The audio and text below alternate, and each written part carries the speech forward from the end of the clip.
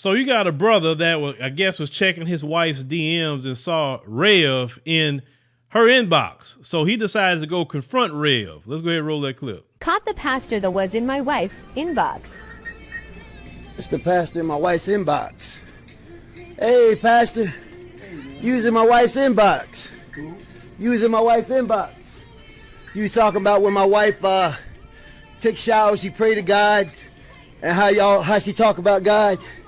Using my wife's inbox. Hey, pastor, how you doing? Using my wife's inbox. Using my wife's inbox, talking about having sex and praying with my wife and stuff. Using my wife's inbox, pastor. How does that feel? You should stay at people's wife's inbox, pastor. Thank you, pastor. No, that don't surprise me at all.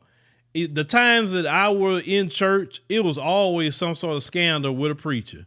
I remember the first scandal I ever seen when I was a kid, when I went to Zion Hill Missionary Baptist Church in Port Arthur, Texas.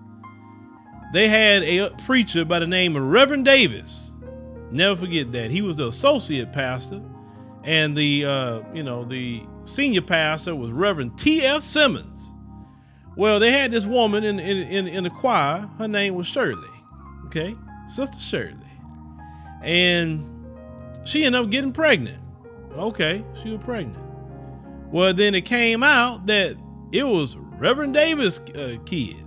Now, Reverend Davis was married. He had a wife and kids and everything, but he was knocking down Sister Shirley in the choir. So after everything came out, let me tell you how Reverend T.F. Simmons handled that. So he got up in the pulpit, never forget this, and he did his sermon, and then after he finished his sermon, he said, I need to talk about some stuff that's going on in this church right now.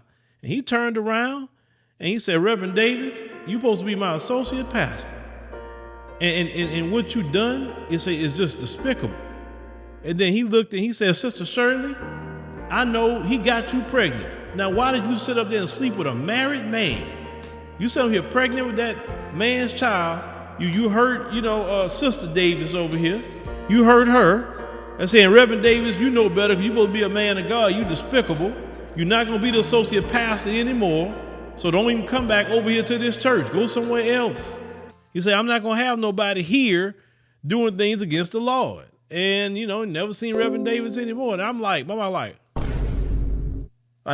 mouth was dropped. But back in that time period, which was the 80s, right? Not that long ago, you had preachers like that. That's going to call you out on your BS. Today, preachers let, dudes and women be in the church as LGBT. They would let that go on, but back in the day. But today you can't, you can't say anything. That's why I don't like America with their culture. I hate it. I love when I go overseas because you actually have some normalcy, right? But these preachers, this is why a lot of brothers don't even go to church. We know when the preachers are on. We know they be trying to knock down everything with a skirt. And some of them be like the pastor from R. Kelly Trap in the Closet. They be up there chasing Bussy too. They be chasing Bussy in the choir. You know what I'm saying? Sneaking in the hotels, getting Bussy. It's a lot of brothers like, nah, I'm good. And then you sit up here trying to hustle my money too. You trying to sit up there and want 10% of my income? Man, hell no. My money gonna go to my family or wherever I spend my money on. I'm not giving you nothing. You sit up there, you got a car better than everybody else, a house better than everybody else. I was like, what kind of hustle is that? You got a 501c3 nonprofit, which is through the church. You getting free money every Sunday. You ain't got to work. Nah, man, you better go work. If I'm working for mine, you better go work for yours. And then on top of that, you want to be a hoe. Nah, I'm good, bro. I am good. I am straight up good. Another church I was told about, I'm not going to say that the actual church because, they really may find out. So I'm just for the sake of, one of my parents, I'm not going to say it. But a preacher at their church got caught up. Same thing. Fooling with a female. Sad, man. So so him confronting, a preacher, that's not too far off. There've been preachers that have been shot and killed out here behind fooling with somebody's wife. And I never understood that. Why you want to fool with somebody's wife? I don't care if she even trying to give it to you. Why? I'm a firm believer of this, and I meant this.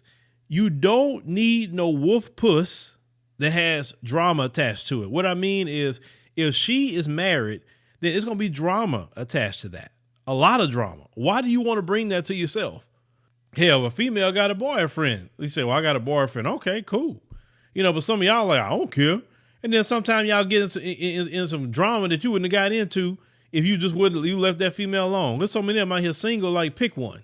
Why you want to fool the one that got a relationship and she using you to get back at her boyfriend or husband or whatever, but you don't know that this dude's certified crazy, and now this dude may be gunning to kill you, and may be an efficient killer at that. You understand what I'm saying? Shoot, you may be dealing with a Lamar. You don't even know. But let me know in the comments what you think about, this particular story. Like I said, these preachers, I'm saying, now it's a few preachers that I'm cool with. I'll say, yeah, I'm cool with, like Geno Jennings, Bishop Talbot Swan, people like them. I go to their church. You know what I'm saying? That's real brothers. But a lot of them, hell nah.